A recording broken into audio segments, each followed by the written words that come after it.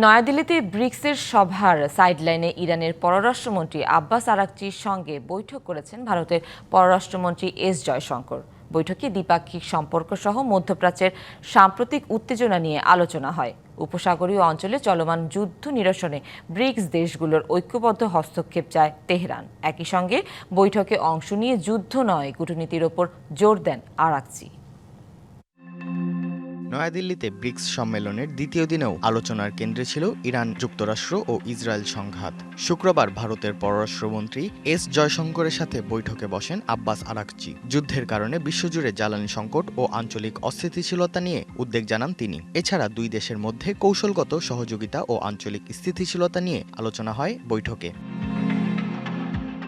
28 ফেব্রুয়ারি থেকে শুরু হওয়া যুদ্ধে উত্তাল মধ্যপ্রাচ্য। পাকিস্তানের মধ্যস্থতায় এপ্রিলে যুদ্ধবিরতি কার্যকর হলেও আসেনি কোনো স্থায়ী সমাধান। এই পরিস্থিতিতে ব্রিক্স মঞ্চ ব্যবহার করে যুক্তরাষ্ট্র ও ইসরায়েলের হামলার নিন্দা জানাতে ভারতের প্রতি আহ্বান জানালো তেহরান।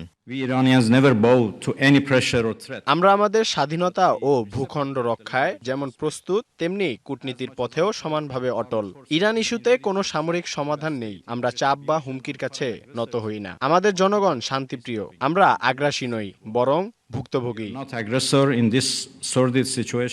একই দিনে রুশ পররাষ্ট্রমন্ত্রী সের্গেই লাভরভের সাথেও বৈঠক করেন আরাকচি। যুদ্ধবিরতি টিকিয়ে রাখা এবং তেহরান ওয়াশিংটন সংলাপে মধ্যস্থতা করতে রাশিয়া সবসময় প্রস্তুত বলে জানিয়েছে লাভরভ। ঈদ আসবে, সাথে ক্যাশব্যাকও আসবে। নিজের বা প্রিয়জনের জন্য কেনাকাটায় এবারও নগদ পেমেন্টে পাচ্ছেন দারুণ ক্যাশব্যাক। তাই যাই কিনুন, পেমেন্ট করুন নগদে।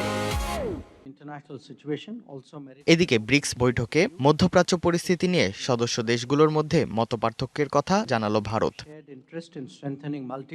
ইর্তেজা চৌধুরী, ডিবিসি নিউজ ডেস্ক।